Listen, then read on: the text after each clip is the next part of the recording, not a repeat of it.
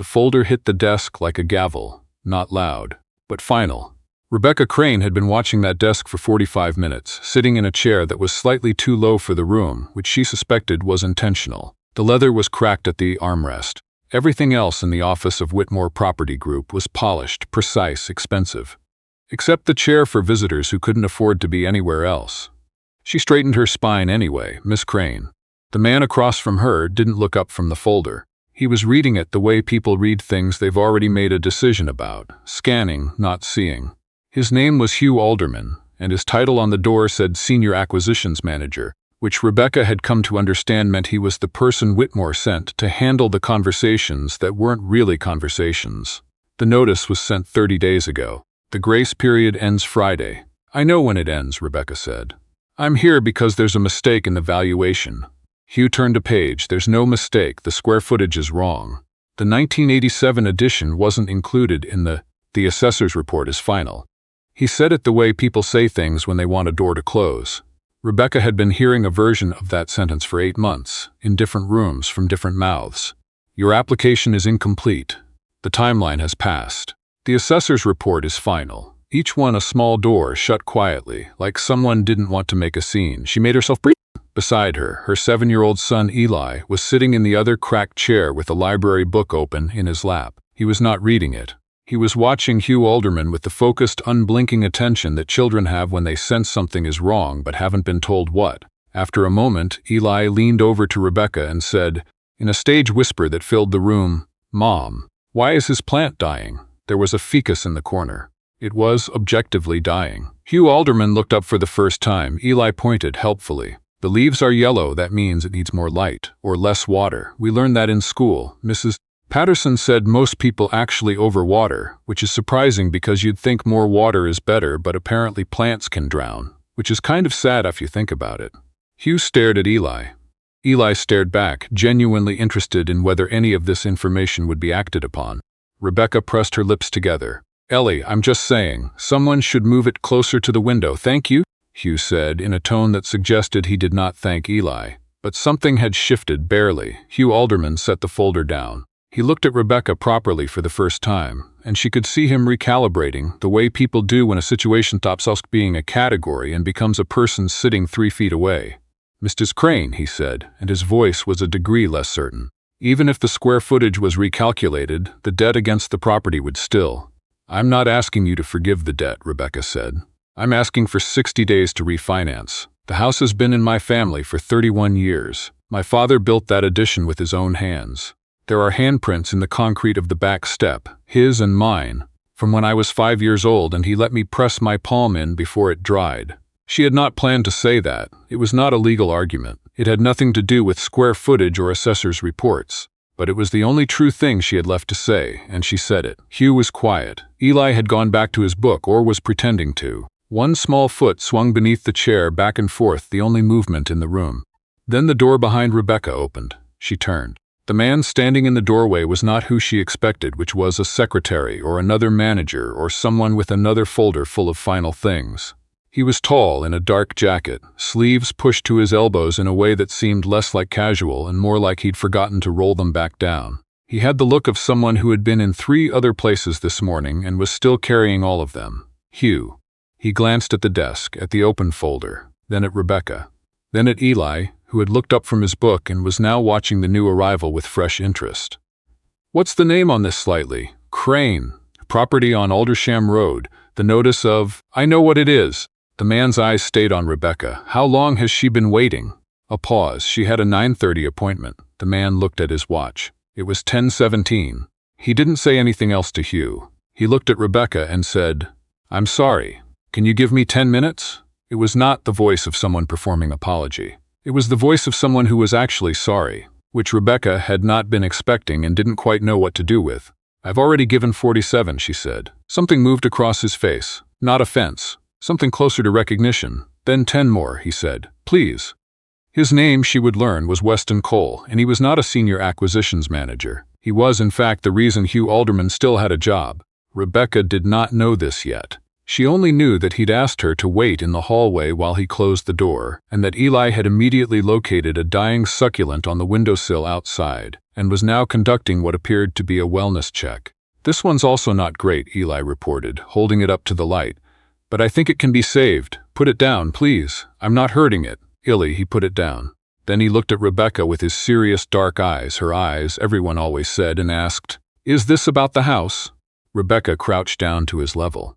The carpet in the hallway was gray and thin, and she felt it through the knees of her good pants, the ones she'd worn because they were the closest thing she owned to looking like someone who deserved to be listened to.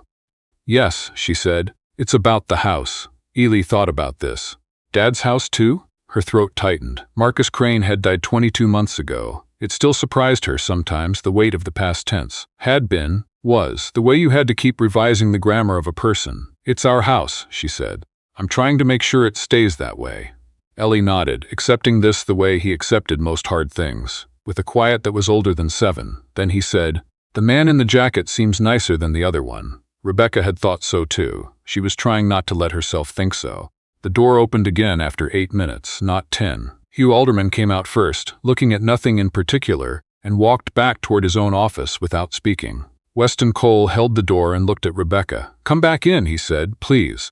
She stood up, smoothed her pants, and looked at Eli. "Stay here. Do not touch any more plants." Ellie sat down on the hallway bench with great dignity. "I'm just observing," he said. Inside the office, Weston Cole had moved the dying ficus 6 inches to the left, closer to the window. Rebecca noticed this and did not comment on it. He sat across from her, not behind the desk, but in the second visitor's chair, the cracked one beside it, and he turned to face her directly. He picked up the folder and opened it, but this time he actually read it. She could tell because his eyes moved slowly, and twice he turned back a page. When he finished, he set it down. "The square footage discrepancy," he said. "You're right. The 1987 edition should have been included in the assessment." Rebecca had been told she was wrong about this 4 times in the past 3 weeks by 4 different people. She had stopped expecting to be told she was right and had simply kept saying it anyway, because it was true. She held very still. "It doesn't change the outstanding balance," Weston said, "but it changes the equity calculation, which changes what refinancing options are available to you." He paused. "Who have you talked to about refinancing? Meridian Bank, Coastal Trust?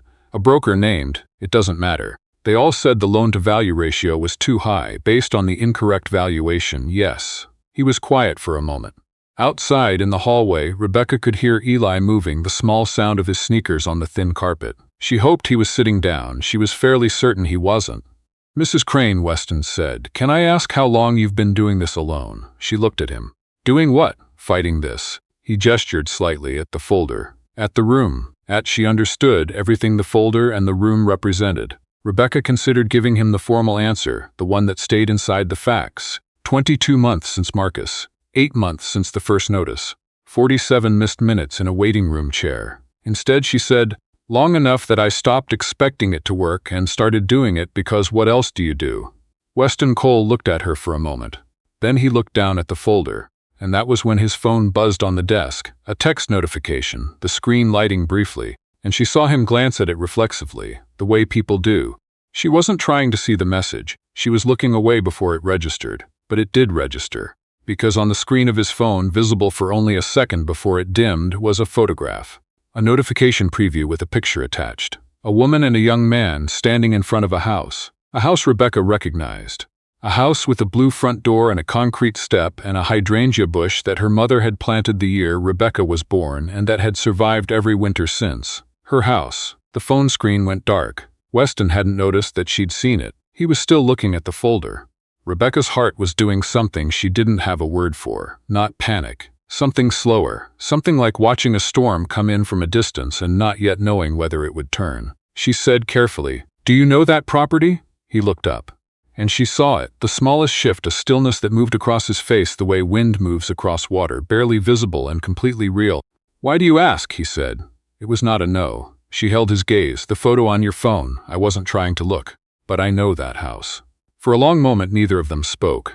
Then Weston Cole set the folder down and leaned back in the cracked chair, and something about him changed in a way she couldn't quite name. Not his posture, deeper than that. "Aldersham Road," he said quietly. Not a question. "Number 44, Rebecca said. He closed his eyes briefly. When he opened them, he was looking at his hands, not at her. "The woman in the photo," Rebecca said. Her voice was steady. She'd made it steady. "Who is she?" Weston picked up his phone. He turned the screen toward her. The woman in the photograph had silver hair, cut short, and a smile that used most of her face. She was standing next to a young man who had Weston's jawline, though it took Rebecca a moment to see it. They were standing on the front step, the concrete step, and the young man had one hand pressed flat against the doorframe, like he was steadying himself, or like he was touching something he'd been wanting to touch for a long time. "That's my mother," Weston said. "And my younger brother Patrick." Rebecca looked at the photo, then at him. "I don't understand. My mother grew up on Aldersham Road." His voice was careful, each word set down like something fragile. "Number 42, next door to your family's house." He paused. "She used to talk about the Crane family. Your father, she said he used to bring vegetables from his garden every August. Zucchini, mainly, more than anyone needed. Rebecca's father had in fact grown catastrophic quantities of zucchini every summer. He'd considered it a civic duty to redistribute them. She passed away 4 years ago," Weston said. "But before she did, she made Patrick promise to go back and see the street. He went last fall. He took that photo and sent it to me." A pause. "I didn't know the house was in foreclosure. I didn't know Whitmore had acquired the note. I've been largely removed from the residential portfolio for the past 2 years." Rebecca was very still. "I need to tell you something," Weston said. He looked up at her directly. "I have a conflict of interest in this file. I should have walked out of that office the moment I saw your name, and I didn't, and I need to tell you why." She waited.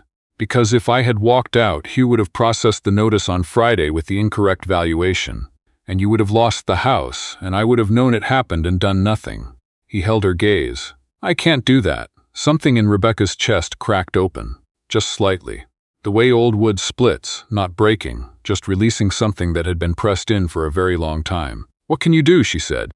"The valuation needs to be corrected. That buys you different options." He set his phone down. "I know a lender who works with estates in probate situations. If the equity calculation is what I think it is after correction, you may have enough headroom to refinance at a manageable rate." He paused. "It's not guaranteed, but it's possible.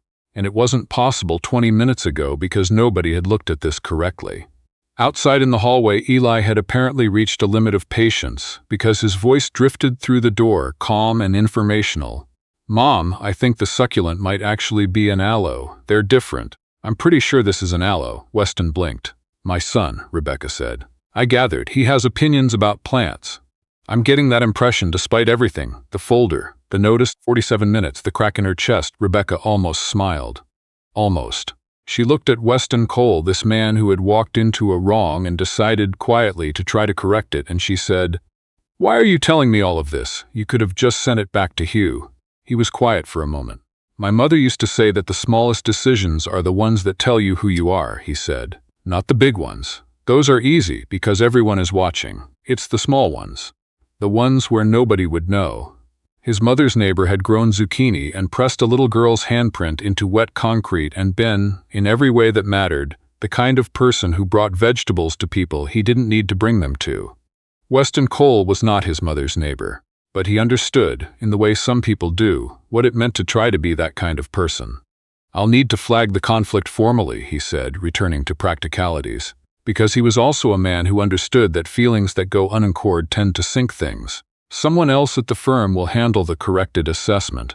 But I can make sure it's handled right, and if it isn't," Rebecca said, "then you'll have documentation of the error, and I'll have flagged the conflict on record, and you'll have something to stand on legally that you didn't have an hour ago." It wasn't a guarantee, it was a door left open instead of shut. Rebecca had not seen many of those recently. She exhaled, long and slow, like setting something down.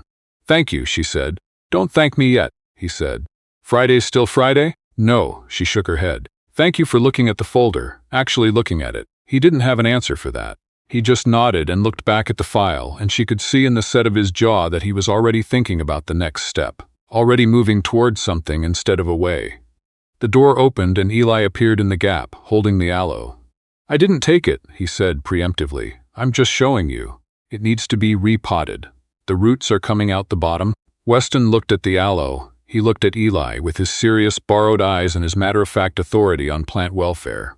"I'll let the office manager know," he said gravely. Eli nodded, satisfied, and handed the aloe back to Rebecca, who put it carefully on the edge of Hugh Alderman's desk where someone would be sure to notice it. She picked up her bag. She straightened the strap over her shoulder. She did not let herself think too far ahead, because she had learned the hard way that hope and expectation were different things, and only one of them survived contact with reality.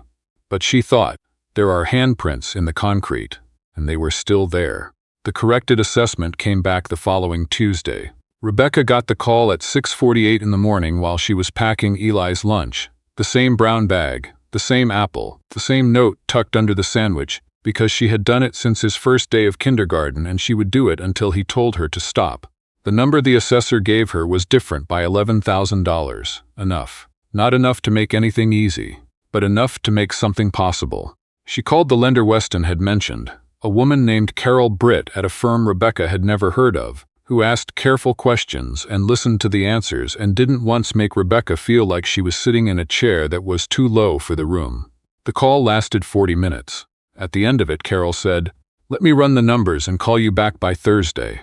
Rebecca said, "Thank you." She meant it in the way you mean it when you've been saying it without meaning it for a long time. And then suddenly you do again. Thursday came. Carol called back at 2 in the afternoon, and Rebecca was standing in the kitchen where her father had made her eat breakfast every morning until she was 17, where her mother had taught her to roll pie crust on the wooden counter that was still there, uneven and beloved, and Carol Britt said, "We can do this. The rate isn't perfect, but we can do this." Rebecca put her hand flat on the counter. The wood was warm. It was always warm. "Okay," she said. Her voice didn't shake. She was proud of that, and then she stopped being proud of it and just let herself feel what she felt, which was something large and complicated and not entirely made of happiness, because nothing real ever is. She called Eli into the kitchen and told him. He stood there with his socks on and his hair still messy from sleep, because it was Saturday and Saturday hair was a different category, and he listened to her explain what it meant, that the house was going to be okay, that they were going to be okay. He said, "So we're staying. He nodded, processing this. Then he looked at her with those eyes. "Mom, did that man help us? The one with the jacket?" "Yes," she said. "He did." Ellie considered this seriously. "We should do something for him." Rebecca almost said they didn't need to. She almost said it was his job. She stopped herself because that wasn't true, and she had made a practice of not saying things that weren't true to Eli, who would know. "I think you're right," she said. "What were you thinking?" Ellie thought about it with great concentration. "A plant," he said. "A good one. One that's been properly repotted." She laughed. It came out of her unexpectedly, the way laughter does when it's been held back long enough to have real force behind it. "Deal," she said. They went to the nursery that afternoon, Eli taking the errand as seriously as a mission, reviewing options with the focused intensity of someone who had done extensive prior research. He selected a small fig tree in a terracotta pot, healthy, compact, the leaves a deep particular green. "This one," he said. "Why this one?" "Because it'll grow," he said simply, "if you take care of it." Rebecca looked at her son, 7 years old, socks mismatched because she'd stopped enforcing that months ago, standing in a nursery holding a fig tree like it was evidence of something. She thought about Marcus. She thought about the concrete step and the handprints and the wooden counter warm under her palm. She thought about small decisions and who you are when nobody is watching. She thought about a man who had looked at a folder and actually seen what was in it. Weston Cole was in his office, his real office on the 14th floor, not the one belonging to Hugh Alderman, when his assistant told him there was a woman and a child in the lobby. No appointment. The child was carrying a tree. He came down himself. Rebecca Crane was standing in the lobby of Whitmore Property Group in the same good pants, the same composed expression she'd had when she told him about handprints in concrete. Eli was beside her, holding the fig tree with both arms, his chin tilted up in the way of someone very small who is trying very hard to project confidence. Weston stopped a few feet away. "The refinancing went through," Rebecca said. "Carol Britt, she was exactly what you said." "Good," he said. "We wanted to say thank you." She glanced at Eli. Eli stepped forward and held out the fig tree. "It needs indirect light," he said with the seriousness of a formal presentation, "and watering once a week. Maybe once and a half in summer. You should repot it in a year when it gets bigger." He paused. "I picked this one because it'll grow if you take care of it." Weston Cole took the tree with both hands. He looked at it, then at Eli, then at Rebecca. There were things he wanted to say, several of them. They were not the kinds of things you said in a lobby in front of a 7-year-old to a woman you had met 12 days ago. They were also, he suspected, not untrue. He said, "Thank you, Eli." Eli nodded. "The mission complete." Weston looked at Rebecca. "Can I ask?" "The concrete step." "The handprints." "Still there," she said. "Good," he said again. And then, because some things shouldn't be left to inference, he said, "I'm glad you came back in that morning." After the 47 minutes, 48, she said. By then, 48, he agreed. He was still holding the tree. It was heavier than he'd expected, which seemed, in some way he couldn't have explained to anyone, like exactly the right kind of surprise. Rebecca Crane picked up her bag and looked at him in the way she had in the office. Direct, unhurried, not giving anything away, and said, "Take care of it." She meant the tree. He was fairly certain she also meant something else. "I will," he said. Eli took Rebecca's hand. They walked toward the door, and Eli turned back once to check that Weston was still holding the tree correctly, which he was. And then they went through the glass doors and out into the ordinary morning that was somehow, today, not ordinary at all. Weston Cole stood in the lobby of his own building with a fig tree in his arms, and thought about a woman who had sat in a chair that was too low and told the truth anyway, and had come back the next week not to ask for anything but to say thank you. He thought about small decisions. He carried the tree upstairs himself. He put it beside the window.